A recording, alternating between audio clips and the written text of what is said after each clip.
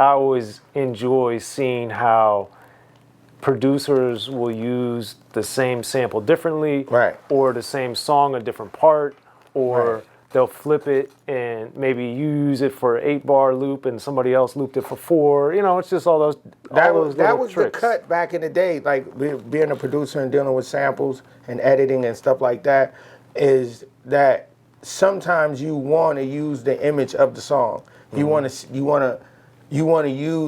remember that, like, you know, Right. good time, you want to remember that.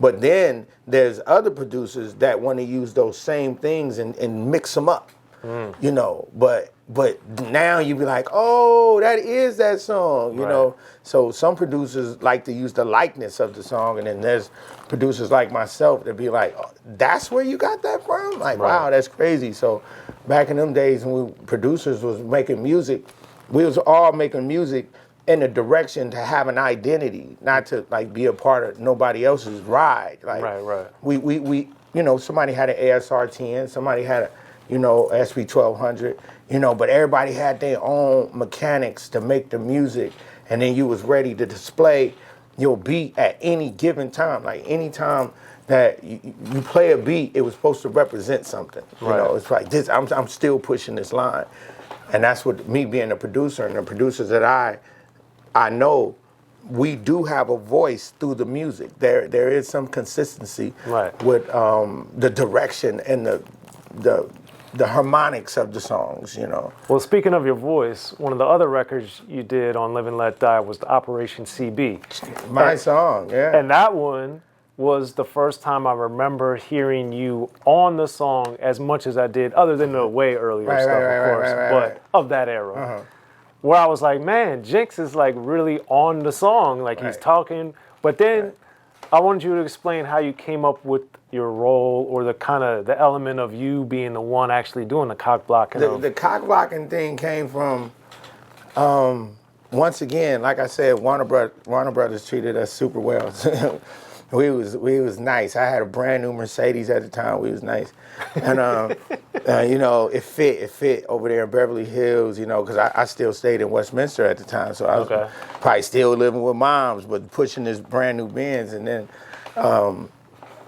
Of course, you know, me and G-Rap go out, you know, have dinner and do stuff, go to the clubs, you know, bring some girls back. So I had my own room, right?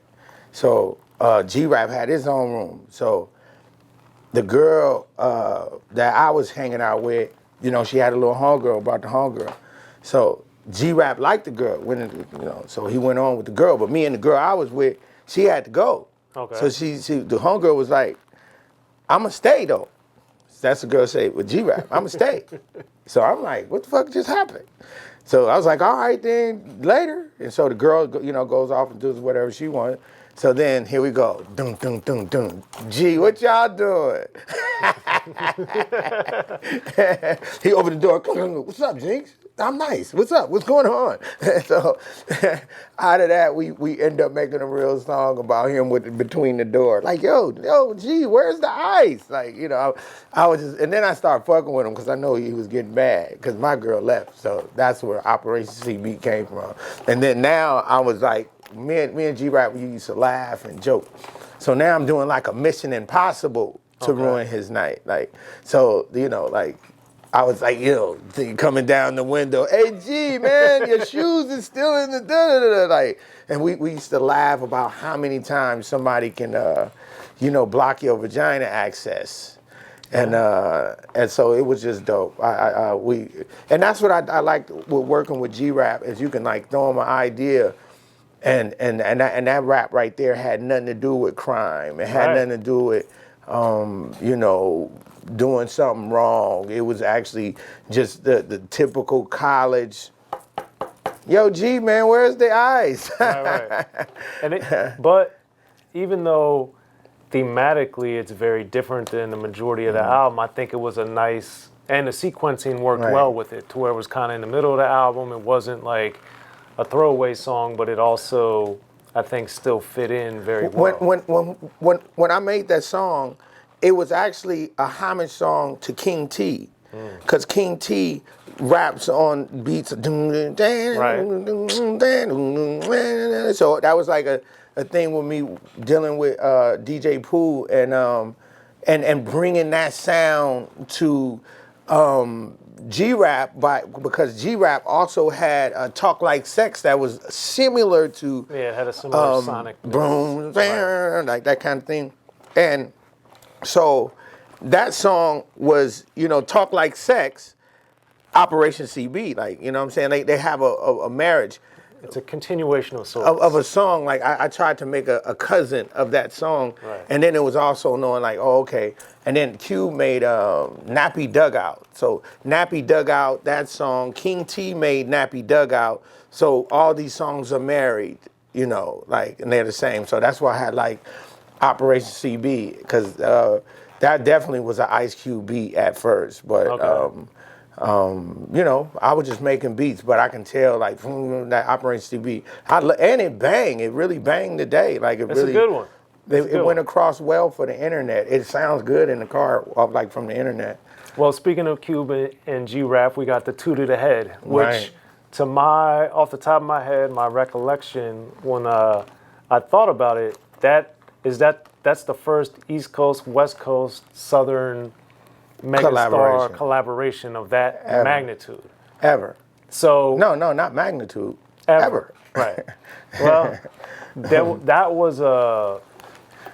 that's a phenomenal song. It was dope. And like I said, man, I say it all the time, man. If you have regrets in life, I have one regret in hip hop. My one regret is that we didn't put Willie D on that track. Well, that was going to be one of my questions. Why wasn't he on it?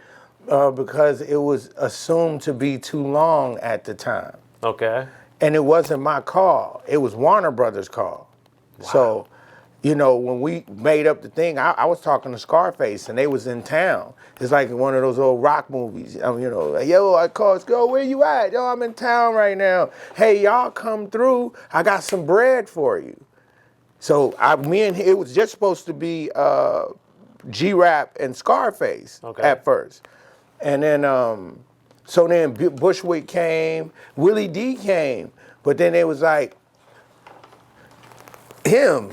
Like, and I'm like, I wish Willie So wait, D. he recorded? No, it was like the people that was there dealing with the business of the song.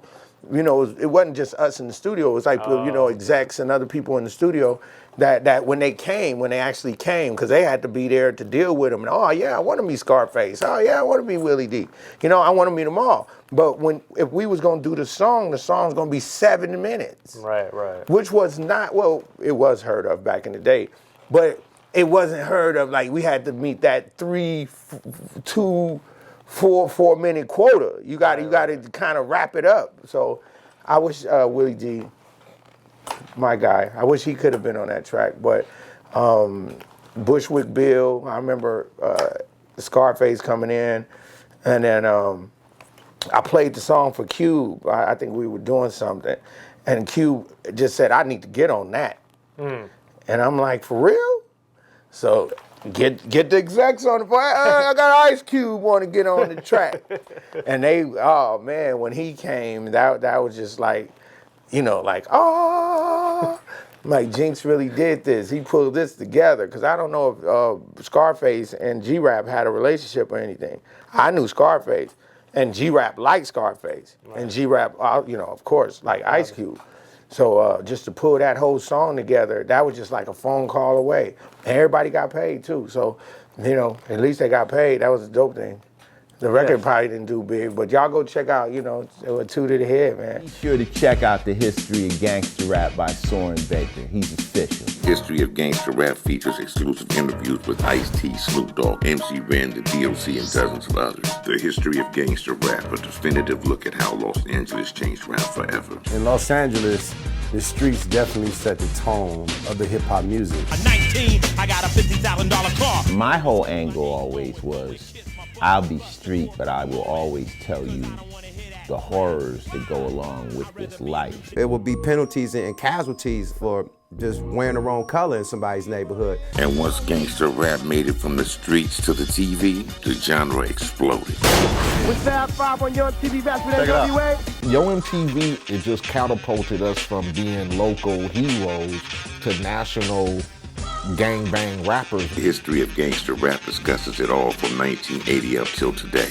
It's always gonna be shit happening in the streets. You know what I mean? So it's always gonna be something to talk about. The history of gangster rap in stores now.